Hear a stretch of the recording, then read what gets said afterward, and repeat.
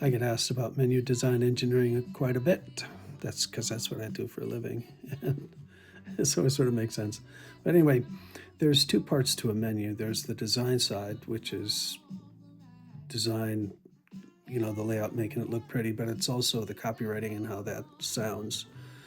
We write poetry for women. Typically, we write the menu towards women because women actually read menus. Men typically are just looking to verify what it is that they're looking for. In other words, they go in looking for a specific item and they just want to look at the menu and see if it's there. The other thing that we do, though, is the science side, and there's four kind of moving parts to a menu. That's positioning, highlighting, anchors, and numbers. So positioning where something goes on a menu has an impact on how well it's going to sell. Highlighting how we highlight a menu, and there's a real specific process about how that works. But how you highlight something on a menu has a big impact on how well it's going to sell. And then mental anchoring is about strategic pricing. And what it does is we offer sort of an arbitrarily high price on the menu. And we don't shy away from high prices on the menu because that makes other things look more economical on the menu. So when a consumer looks at the menu, they typically go about 2/3 of the way the highest number, and that's kind of where they hover. So the most expensive item on the menu is going to be the most expensive or the most difficult product to sell.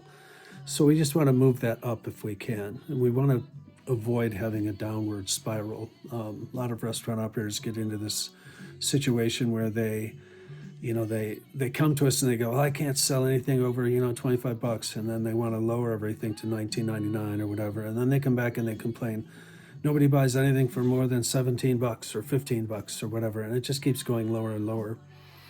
We avoid that by actually having more expensive items on the menu so that it anchors the consumer up higher.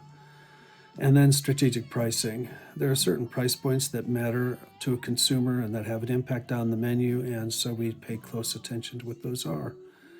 When I see restaurant menus, I just went with a good friend of mine out to lunch today at a restaurant in Appleton, and the menu was such a piece of trash. I was like, God, what I could do with that menu, it really helped them. But you could see they did it themselves, and I'm sure that the chef there is probably really proud of it because he went to chef school and probably got a good semester in a menu design or whatever, and he thinks he's got it knocked. The problem is that it's just dripping money off the table. I mean, there's so much money that we could make them on that menu, but part of it is getting someone to believe that. It's really difficult in the restaurant industry. Like I always say, you can always tell a restaurant operator, but you can't tell them much because they don't really want to be hurt. We don't want to really hear anything. Anyway, one of the reasons that hot up air menus are different and what makes them different is that we develop those menus so that they sell higher priced items that have a higher margin, but we also sell them so that we get the consumer to think that the product is going to taste better and it's going to be something that they're going to be really excited that they ordered. And let's do this sometime. Let's just have a 15-minute chat and I'll go through your menu with you and I'll show you where you could make extra cash.